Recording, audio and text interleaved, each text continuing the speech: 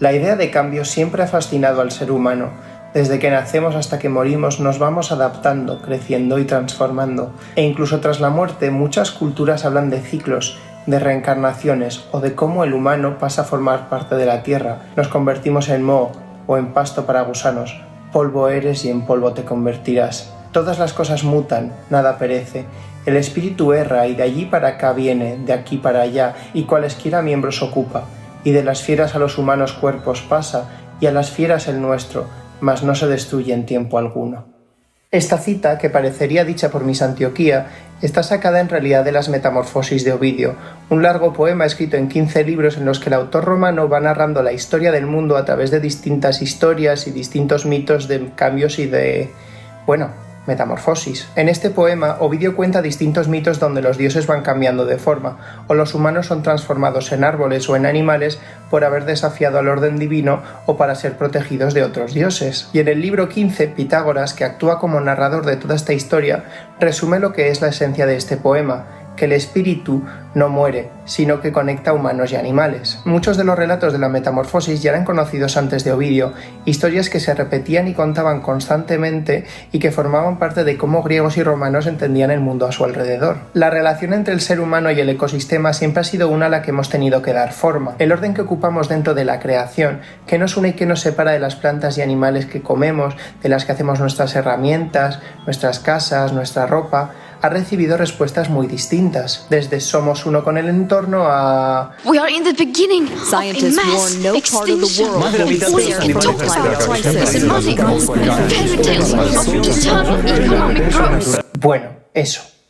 Hablaremos de eso. En la tradición grecolatina se entendía que las almas viajan y se reencarnan. El orfismo, un culto religioso de la antigua Grecia construido en torno a la figura de Orfeo, entendía que las almas se reencarnaban y que los humanos podían reencarnarse en animales y viceversa. Para Aristóteles, los animales tenían alma, igual que los humanos, y lo que les distinguía era la razón. Los seres humanos eran animales, pero un poco más refinados. Plutarco consideraba que los animales y los humanos tenían las mismas virtudes y rasgos, solo que en distintos grados. Y ya sé, no has venido a este vídeo para que te haga un listado de 200 filósofos griegos y cuál era su hot take sobre el veganismo. De hecho, no sé ni para qué has venido a este vídeo. Pero entre todos estos señores filósofos, de largas barbas blancas y debates interminables, la cuestión de qué relación guardamos con la naturaleza seguía siendo un tema muy atrayente. Los humanos necesitamos, como diría cierto expresidente, hacer cosas.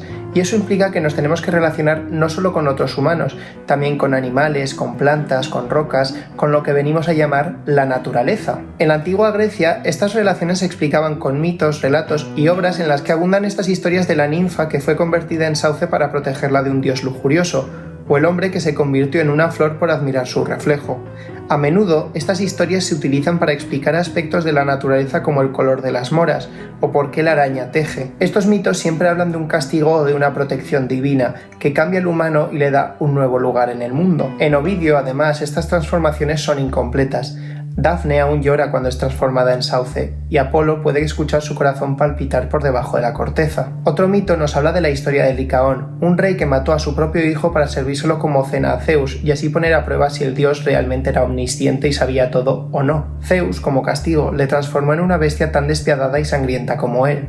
Un lobo. Al final, estos mitos hablan de una naturaleza que tiene rasgos humanos y cómo los humanos tenemos rasgos animales. La metamorfosis es un cambio, un proceso en el cual las diferencias entre un cuerpo humano y un cuerpo animal o vegetal desaparecen y colapsan. En las metamorfosis, de hecho, Ovidio se recrea en el momento de transformación, describiendo cómo las manos se van convirtiendo en pezuñas o en ramas. Pero tras la transformación, Ovidio insiste en lo que no ha cambiado, en lo que permanece, porque aunque estés viendo una araña, esa araña sigue siendo el espíritu de una tejedora que se creía mejor que la diosa Atenea y cuyo otro peor enemigo parece ser que era el zapataki armada con un tupper. Para Ovidio, las metamorfosis no tienen un valor ético. La diferencia entre un cuerpo humano y un cuerpo animal es que uno te posibilita unas cosas y te limita otras. Por ejemplo, un lobo puede correr más rápido, pero no puede hablar. Estas historias sirven para explicar el orden natural y cómo vemos el mundo que nos rodea. Revelan que el ser humano y la naturaleza no están del todo diferenciados, porque forman parte de un todo que, al menos para los griegos,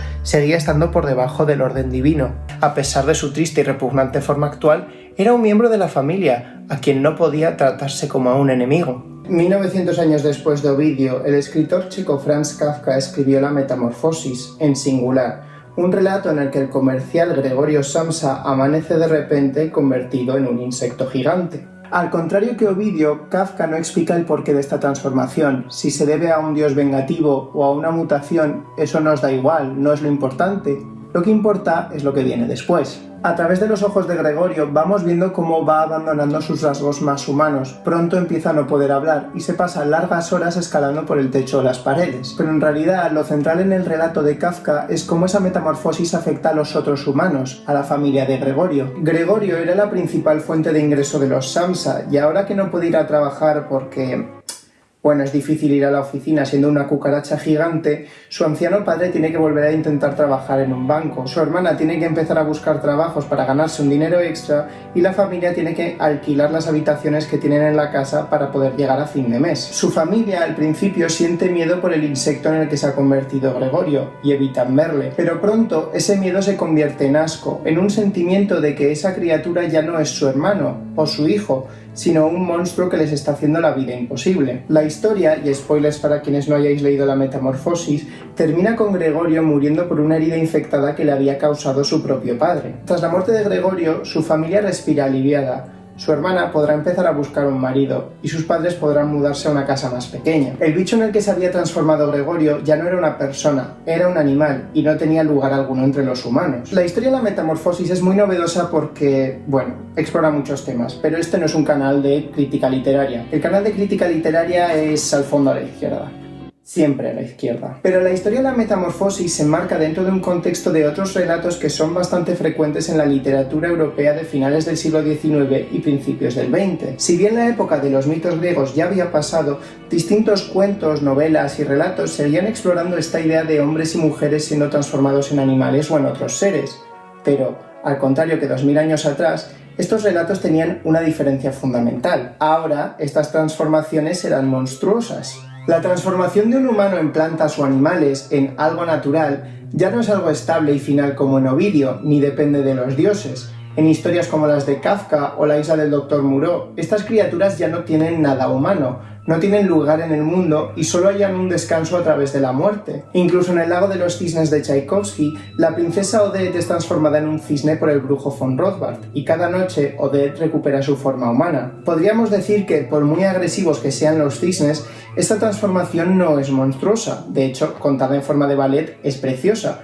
Pero al final ocurre lo mismo. En el final original, la única solución que encuentra la princesa cisne es la muerte. Incluso en versiones de estos relatos hechas para niños, como por ejemplo La Bella y la Bestia, El Príncipe Rana o incluso El Emperador y sus locuras, vemos que estas transformaciones ya no son hechas por dioses, sino por brujos malvados, o por Yzma. En este canal nunca se va a hablar mal de Yzma, You Go Queen. En estos relatos el objetivo final es deshacer el hechizo, restaurar la humanidad y por tanto mantener naturaleza y humanidad separadas, es decir, devolver el orden a las cosas. Así que ahí donde en el mundo grecolatino las metamorfosis se utilizaban para explorar cómo humanos y naturaleza estamos conectados, cómo compartimos rasgos o incluso espíritus, ahora nos encontramos con relatos que, desde géneros muy diferentes, subrayan la idea de que el ser humano y los reinos animal y vegetal son distintos, están separados y deben permanecer separados. Las metamorfosis, la transgresión de esta separación, el mezclar formas y realidades humanas y no humanas, simplemente no tiene cabida en nuestra sociedad. ¿Pero por qué este cambio tan radical? ¿Qué ha pasado en estos 2000 años para transformar tanto nuestra forma de construir cuentos, relatos y mitos? Bueno, obviamente han pasado muchas cosas, son 2000 años. Pero de hecho, ¿por qué os estoy hablando de esto? ¿Qué carajo me importa a mí o a ti lo que haya cambiado un tópico narrativo a lo largo de los años? Precisamente ahora, con la de movidas que están pasando. Ay, porque, amigas, amigos y amigues, estos tópicos nos cuentan cómo hemos pasado de la naturaleza como algo diferente y apartado de la humanidad. Y si esto sigue sonando a un meollo filosófico abstracto y sin importancia, puede que estéis más familiarizados con una de las principales consecuencias de esta separación: el cambio climático. Callen, poetas de antaño, calle Ovidio, cuando en sus metamorfosis va cambiando figuras. He aquí dos naturas quietas, frente a frente, dos esencias, sujeta la humana a la maldita, trastocando sus distintas materias, transmutando sus diversas sustancias repletas de odio. Pero ¿cómo hemos llegado a esto? Antes de entender las consecuencias de esta separación, tal vez deberíamos entender los pasos que nos han llevado hasta aquí. Vale que 2000 años son mucho hueco que rellenar, voy a intentar ser breve y resumir. Se acerca el invierno y... Bueno, estas hojas no es que abriguen demasiado. Para entender la separación entre naturaleza y hombre tendríamos que hablar de dos cosas. Por un lado, la diferenciación espacial y por otro, la diferenciación espiritual, o al menos entender que humano y naturaleza tienen dos esencias distintas. Empecemos con la espacial. Los humanos tendemos a clasificar las cosas en base a nuestra experiencia y a lo que nos rodea. Por ejemplo, los romanos valoraban mucho la idea de la ciudad como el centro de la civilización y dividían lo que estaba fuera de la ciudad en dos términos. El ager, que es la naturaleza domesticada, donde están las granjas, los huertos, los campos, las vaquitas, etc. Y la silva, que es de donde hemos sacado nosotros la palabra salvaje y que se refiere a la tierra que debe ser cultivada y allanada. Esta separación puede que nos parezca normal. Distinguir dónde viven los humanos de dónde no viven humanos parece bastante básico, pero grupos humanos como los Achuar del Amazonas no distinguen entre los lugares dependiendo de si los han modificado los seres humanos o no. Para ellos el espacio es más bien un espectro con cambios graduales y apenas perceptibles entre la casa, el huerto y el bosque. Bueno, en la Edad Media esta distinción entre el espacio cultivado y el espacio no cultivado se mantiene, pero ahora lo salvaje ya no es algo a dominar. Ahora las fronteras entre la granja y el bosque ya no están tan claras, sino que se difuminan, pero el bosque, lo que sería la naturaleza en su mayor grado de ausencia de hombres, se vuelve una fuente de miedo y de peligro, donde viven criaturas horribles y peligrosas, brujas, bestias, hombres lobo. Con la edad moderna y el colonialismo, bueno, se complica todo, porque ahora al espacio salvaje se le añaden otros humanos que se consideran infrahumanos, y ahora ya no se entiende solo como que el bosque da miedo, vamos a mantenerlo lejos. Ahora hay que dominarlo, expandir el espacio que controlamos y reducir el espacio salvaje. Y el problema no está en distinguir el espacio en el que vivimos de una periferia que no controlamos del todo. Eso no es exclusivo de Occidente, ni es tan raro. Pero en otros casos esta distinción no lleva necesariamente a que el otro espacio sea visto como salvaje. El proceso por el cual empezamos a asignar valores positivos a una definición y negativos a otra sí que es parte de una trayectoria concreta. Cosas como decir que lo doméstico equivale a lo civilizado, lo racional, lo ordenado, lo cómodo, mientras que lo salvaje se define como no civilizado, primitivo, descontrolado, cruel o inhumano. Y sí, estas definiciones están sacadas de la RAE, que como todos aquí sabemos es una fuente documental súper válida y siempre actualizada. Sumi. La sociedad occidental ha disfrutado mucho creando estos conceptos agrupados en parejas. Esto es lo que llamamos dicotomías. Por ejemplo, entre civilizado y salvaje, rico o pobre, hombre o mujer, blanco o negro, hetero o homo, donde una cosa se define por oposición a la otra y se coloca por encima. Esto nos permite fácilmente asociar valores positivos a un concepto y negativos a otro, lo cual ha ido súper bien y nunca ha causado ningún tipo de problemas. Salvo, bueno, racismo, clasismo, homofobia, machismo. ¿Por dónde iba? Sí, pasemos a hablar de la otra separación, el entender que naturaleza y humanos son distintos en esencia, o en alma, o en espíritu, o como lo quieras llamar. A ver, las sociedades y religiones animistas consideran que hay una fuerza vital que fluye, circula y se transforma, un poco como la energía, y lo que nos rodea, desde los animales hasta el río, tienen espíritus o un carácter espiritual o divino. El animismo tuvo un papel en la religión más temprana de Roma y también lo tuvo en la filosofía griega, igual que, como hemos visto, tuvo un papel la idea de la reencarnación. Esto no quiere decir que no hubiera debates eternos entre los filósofos griegos sobre si las almas humanas eran diferentes y podían reencarnarse en animales o no, o que los romanos fuesen uno con la naturaleza y pidiesen permiso al caribú antes de cazarlo. Algunos filósofos griegos consideraban que la razón diferenciaba humanos y animales, y por tanto había almas racionales, las humanas, diferentes de las de los animales. Pero aquí en verdad el paso a esa diferenciación, a considerar que seres humanos y animales somos en esencia distintos, lo dio una pequeña cosa llamada cristianismo. El cristianismo pasa a decir que las almas no se reencarnan, porque un alma se corresponde a un cuerpo, y de paso que solo el ser humano tiene alma y puede ser salvado. Para el cristianismo cada criatura tiene su lugar en la creación, y en la cima de toda esta creación está el hombre. La mujer creo que la ponen un peldañito por debajo.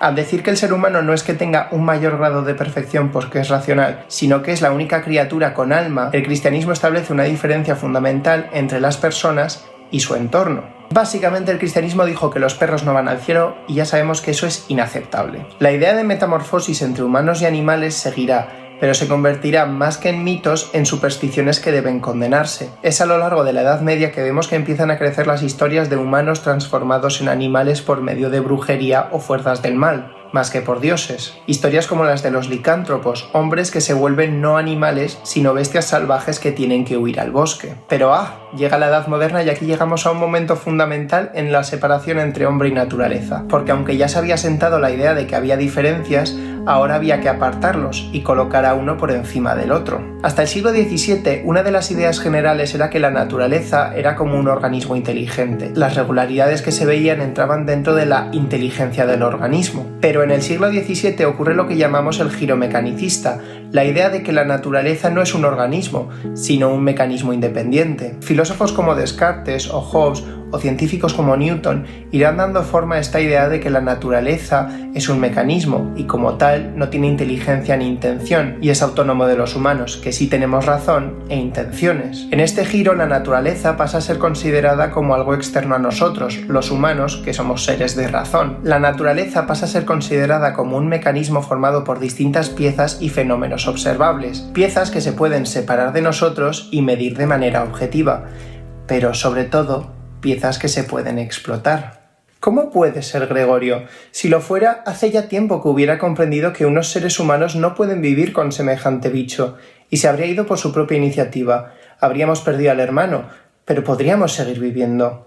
Volviendo al siglo XIX, lo que vemos entonces no es que se inventase la división entre naturaleza y cultura, o el colocar al hombre en el centro y la cumbre de todo. Pero es en el siglo XIX cuando, acompañados por el capitalismo y la expansión colonial, esta división se vuelve más fuerte. Por no hablar de que se expande y se difunde como la única manera válida de ver el mundo frente a poblaciones indígenas que, lo que ellos tienen son supersticiones, porque son bárbaros que aún están en contacto con la naturaleza. A la vez que se separaba la naturaleza de la sociedad y al ser humano de la naturaleza, se imponían una serie de valores que definían a uno como opuesto a otro, y sobre todo que colocaban a uno por encima del otro. Estas dicotomías ponían al hombre como civilizado y racional, y a la naturaleza como salvaje y pasional, la fuente de excesos, impulsos, emociones, cosas que en general al hombre del siglo XIX le parecían mal y que tenían que ser dominadas por la razón. Y junto a estos valores básicos se añadieron otros. Racional era el hombre.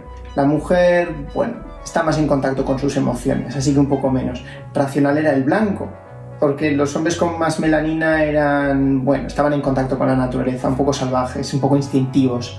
Racional era el rico, etc. Y al colocar a uno por encima del otro, al hombre por encima de la naturaleza, las relaciones tenían que funcionar dentro de esta jerarquía. Como el hombre es racional, no depende de nada ni de nadie, es un hombre hecho a sí mismo, que controla sus emociones e impulsos naturales, y eso es lo que le da poder. Poder sobre la naturaleza, pero también sobre otros grupos que son considerados más emocionales o menos racionales, y que están alejados de la cima de la pirámide. En la cima está el prototipo de hombre, un hombre blanco, heterosexual, de clase media o alta y a poder ser barba. Vamos, cuanto más te parezcas a Darwin o a Papá Noel, más alto estarás en el escalafón. Y sí, de nuevo, eso nunca ha llevado a nada malo. Salvo que seas mujer, negro, pobre, gitano, queer, tengas alguna discapacidad, etc. Pero aparte de eso, nada. Bajo el capitalismo, la naturaleza pasa a verse como algo que tiene que ser dominado, la materia prima para nuestros proyectos. El capitalismo entiende las relaciones solo en términos de producción y con la naturaleza en términos de explotación de recursos. Y si hemos llegado a considerar este tipo de relaciones como lo normal, es solo a través de este largo proceso por el cual hemos ido creando una dicotomía y hemos ido separando la sociedad de la naturaleza. En la Metamorfosis, Gregorio pasa a ser odiado por su familia ya no solo porque tenga la apariencia de un bicho horrendo, sino porque ya no puede ir a trabajar, ya no produce. Bajo el capitalismo, la naturaleza solo nos es útil como un medio de producción. Gregorio se ha convertido, en todos los sentidos de la palabra, en un parásito. Claro, cuando separamos el ser humano de la naturaleza y el cuerpo de la mente, creamos una serie de problemas, como el tratar de entender si somos resultados de una programación interna, de nuestros genes, cromosomas o lo que sea, o si por el contrario somos resultado de la cultura en la que nos hemos criado, nuestra mente y nuestro entorno. El eterno debate entre naturaleza y crianza. Por ejemplo, ¿yo nací bisexual o por el contrario me hice bisexual a raíz de escuchar demasiada música de ABBA en mi niñez? ¿O fueron ambas en su conjunto las que me hicieron el fabuloso marica con cuestionables dotes para el maquillaje que hoy ha decidido sentarse aquí pintado para hablar de filosofadas?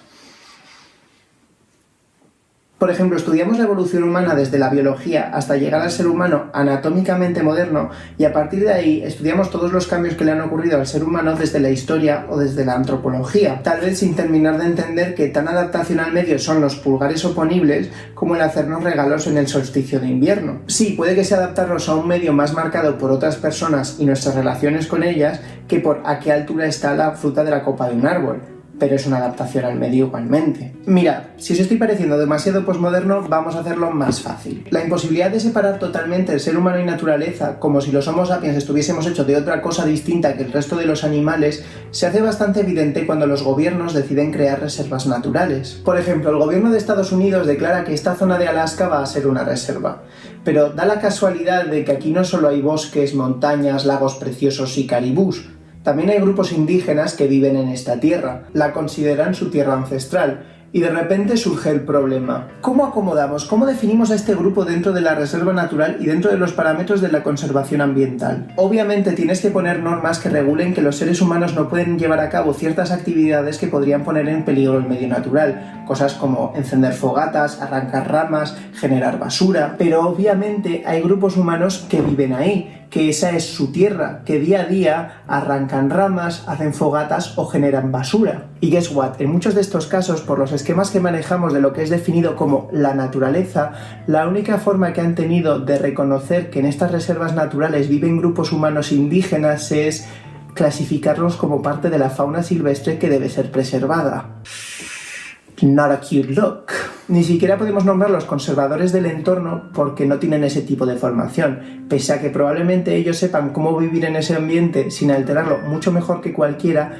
Ese no es su trabajo. Ellos no están ahí para preservar el ecosistema, simplemente viven en él y lo respetan porque consideran que parte de ellos está en esa tierra. El problema es que dentro del marco capitalista solo sabemos entender nuestra relación con la naturaleza como sus maestros, como algo que explotar o como algo que salvar, como si estuviésemos en realidad completamente separados de ella. Y dentro de este marco no hay forma de reinterpretar todo esto sin dar lugar a otra dicotomía, sin seguir entendiendo que estamos separados del entorno. Podemos crear modelos de desarrollo sostenible, pero estos modelos siguen basados en la idea de que lo humano, que es el desarrollo, y la naturaleza están enfrentados. El ser humano sigue por encima de la naturaleza y por eso nuestra responsabilidad es cuidarla, como si fuéramos los dueños o jardineros del planeta. Y sin duda eso es mejor que negar la existencia del cambio climático. Pero si queréis negar la existencia del cambio climático, dislike, hate comment, share. Las estadísticas siempre son buenas para el algoritmo. Pero por otro lado estamos tan apartados de los lugares donde se dan estos procesos de extracción y explotación,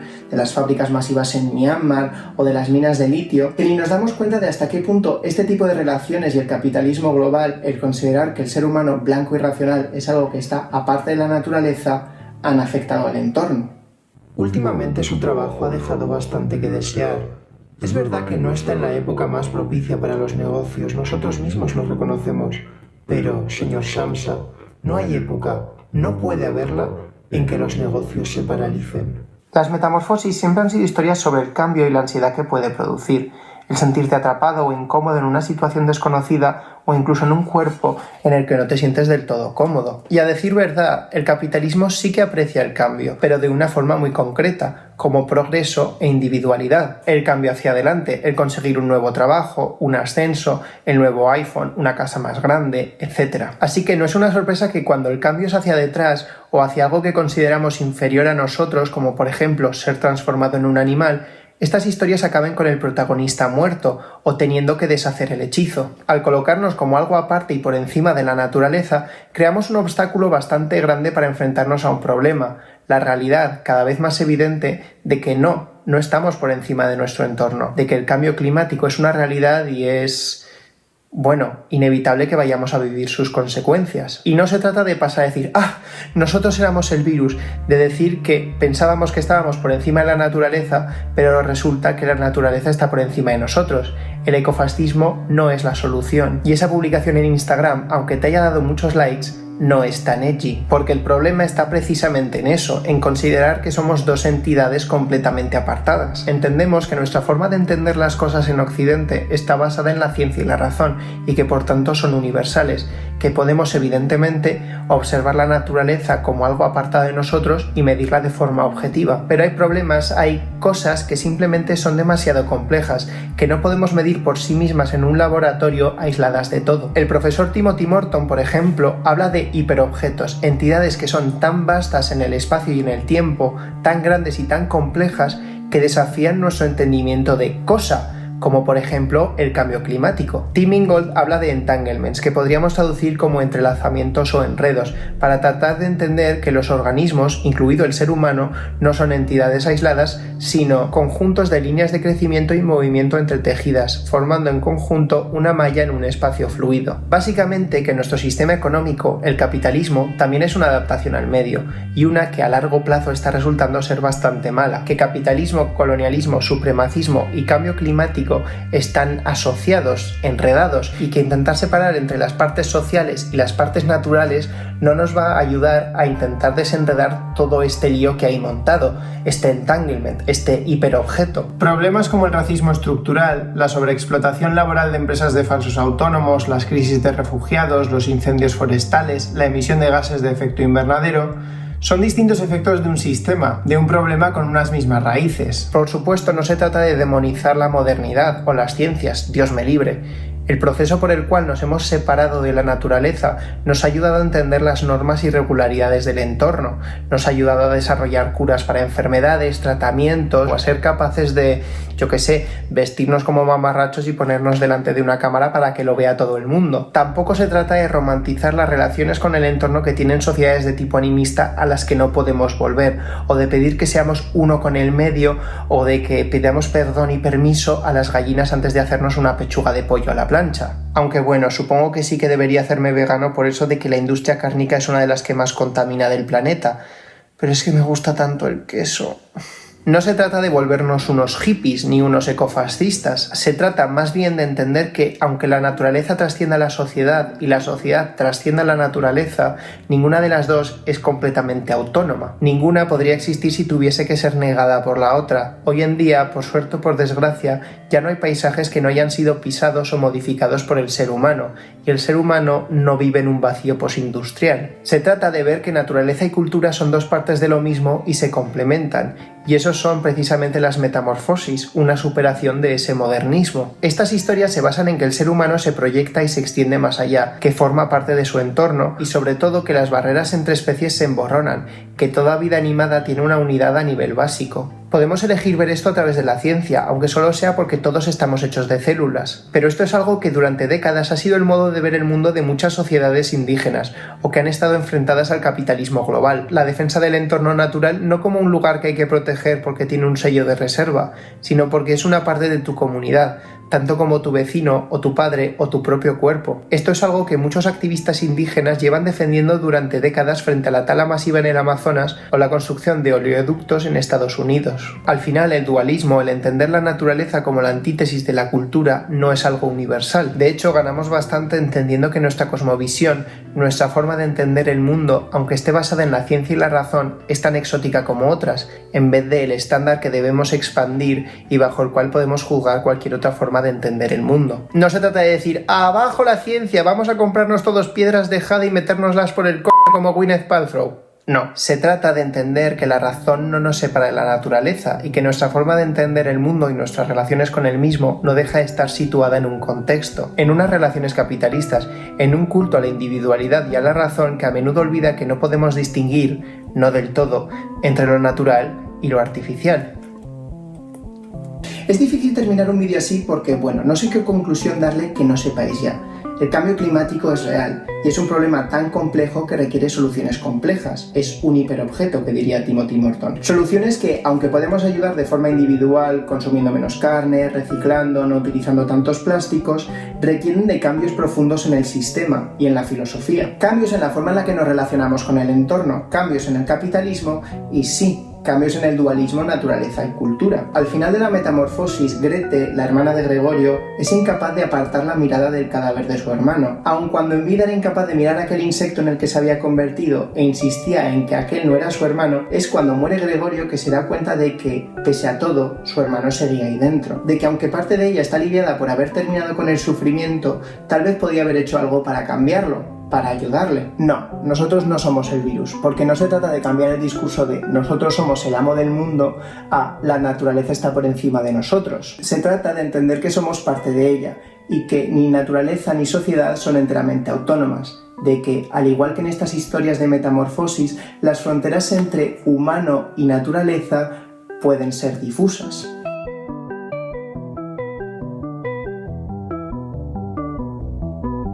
La mitad de las tomas falsas de este vídeo van a ser yo ajustando las hojas.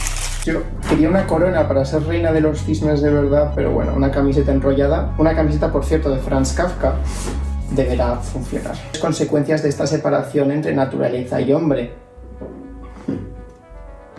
Mi padre tirando la cadena. Would you like to have fun? Fun, fun, how's about a few? O la construcción de